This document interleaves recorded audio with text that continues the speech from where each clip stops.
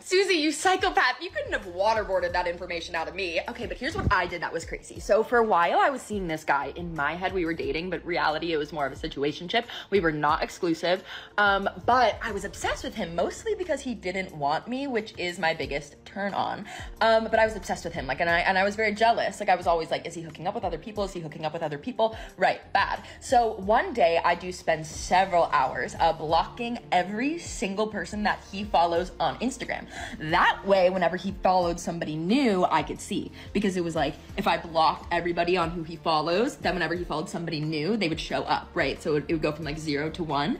And the context is that he doesn't really use Instagram that much. So like when he does follow somebody, it is significant. Like I follow 1,000 people, he's not like that. So like a new person showing up is a big deal in whatever way.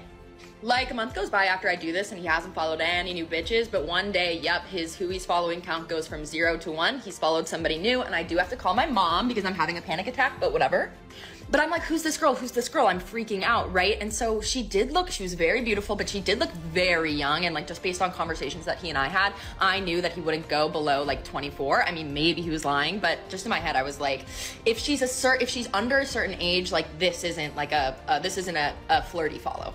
So I make it my mission for the next like 6 hours to figure out how old this girl is. I am stalking this girl so hard. Let's call her Jenny Schaefer. I'm stalking Jenny on, I'm looking for her LinkedIn. I'm looking for her Twitter. I'm looking through her Instagram for graduation posts or birthday posts, whatever. I'm just like, girl, when were you born? But nothing, no dice. I go to Jenny's tagged photos on Instagram. Based on context clues, I figure out who her best friend is based on frequency of posting and caption content, right? So I find out who her best friend is. Now I'm stalking her best friend. I'm going through all of her photos, whatever. I go through her tagged photos. I'm going back and back and back. And finally, I find that this girl, the best friend, was tagged in something from an account called Smith Memes. I'm making up the name Smith, but it's like, I go to the Smith Memes account, right? And I go back on there. I'm stalking that account. And through context based on who's following it, based on some other like references, I'm like, maybe Smith is a high school. So now I'm trying to Google like Jenny Schaefer Smith, like trying to see, and I'm using different versions of her name, like longer versions of her name, like different, whatever, combinations of words, Jenny Schaefer, Smith, whatever. And finally I find a local suburban newspaper that says like, Jenny Schaefer, sophomore on the junior varsity soccer team at Smith High School, like leads the team to championships or whatever. And I'm like, okay, boom. So then I go to Jenny Schaefer's, go back to her Instagram, the original girl's Instagram, and I go, and sure enough, she does have soccer ball emojis in her bio.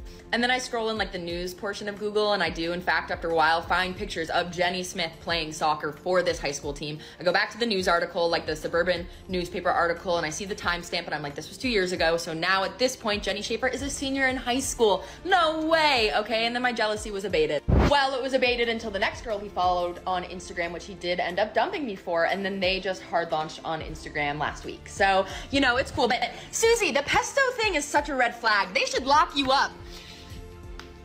Yeah. I'll tell you guys the story of how I was 18, we had just graduated, so we were at a graduation party, and my high school situationship picked up me and my 2 best friends and their boyfriends and took us back to my friend's house. We went into her brother's bedroom, made out a little, and this is where it starts to get good. I just laid there. I had absolutely no idea what I was doing, had maybe kissed like 2 boys in my life at this point. So after about 30 seconds, not exaggerating, he pulled out and said, oh no, the broke. And little 18-year-old me was like, haha, definitely was not on birth control at this point. He could not get out of bed fast enough. He got dressed, put $50 on the nightstand, fist bumped me, then asked me to walk him downstairs and out through the front door so he didn't have to pass my friend's mom alone, which was a really humbling experience for me because she knew exactly what had just happened. The $50 was definitely for a plan B, but instead I just bought my friends and I breakfast the next morning, and you would think that I never talked to that man again. No, I did. I continued to sleep with him for years after that, and it never got any better. It's no new thing that women are addicted and obsessed about relationships with toxic boys. It's almost like they love being treated badly. They want and obsess over the men who don't want them and reply rudely to those who do. Someone even made a video sometime explaining how women always go for the quiet guy or the guy who ignored them in the room and not others talking to them. This has made a lot of people wonder why women love toxic relationships with the bad boys, and luckily, that's what I'll be talking about today. Who's winning, nice guys or toxic guys? Oh shit. Toxic. I'm sorry. It's hella unfortunate, but you're keeping it real. Nice guys, but I feel like toxic boys are. Everyone likes the toxic boys. You just gotta add some spice. You know what I mean? Yeah. Okay, give me a story then. Tell me an example of a dude doing something super toxic to y'all. I was in a talking stage for 4 times, and 4 different. every time he ended up having a new girl. 4 times. And got a new bitch every time. Exactly. Damn. Hey, okay. if you watching, that's cold, my guy. Are y'all toxic? Are y'all toxic? No, we're so nice. I feel like all y'all are nice. I feel like she's the toxic one though, cause she's so quiet.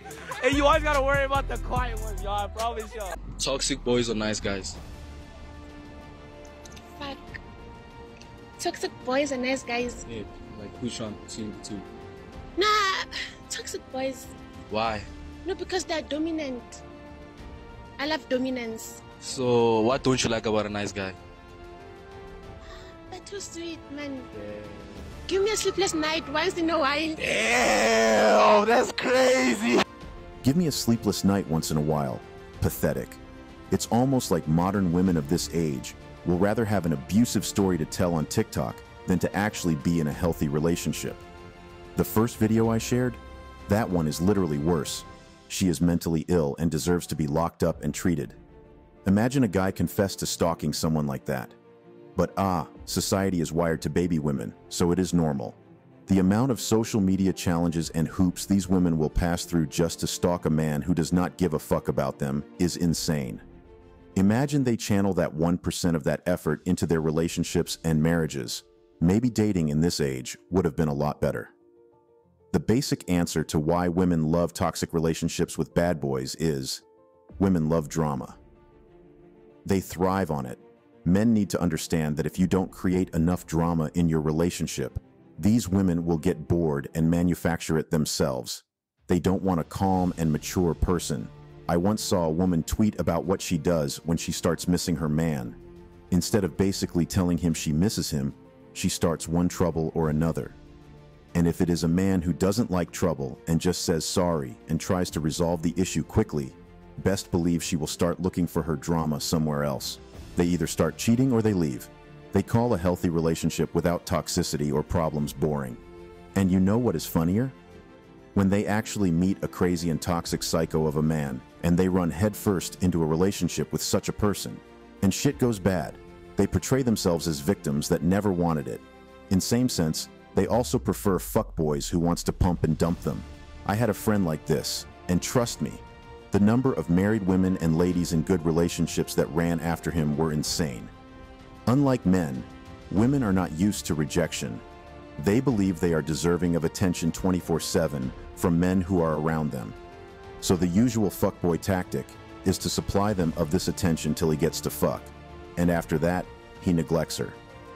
This rejection after being pumped and dumped, you will think, will make the women self-reflect or something, but no, it only makes them want men like that more. Now they are obsessed, and most of them start a mental competition with other women he talks to. He once told me how 2 married women texted each other and were fighting over him. They were married, for Christ's sake. Where's the shame? Like I always say, the mindset of the average modern woman is fucked up, and it will take ages for that to change. They often mistake secure and calm people for boring. This is why men should look past these women, stay single, and focus on themselves. Some would think, oh, that's easy then. So the only thing I have to do now is to stop being nice to women and be toxic. Well, truly that may get you girls, but it could also get you a jail term. Once one of these women sees you have moved on from her and she can't get you anymore, you'd be shocked to see her report the slap you gave her 2 years ago. That was seemingly romantic to her then, as a physical assault now. Bottom line is, don't do it. Focus on building yourself. Become high value. They will come for you. They always do. When they see men who do not want them, don't fall into their traps. Just ignore them and keep doing what you're doing. When you deem it necessary to have a woman and start a family or something, still don't go for any of them. There are still a few good, traditional, respectful, and calm women out there, no matter how few. Now, you'd be comfortable and rich enough to go for any of those ones. And that's what you should do. Thank you. That will be all for today on Latest Juice.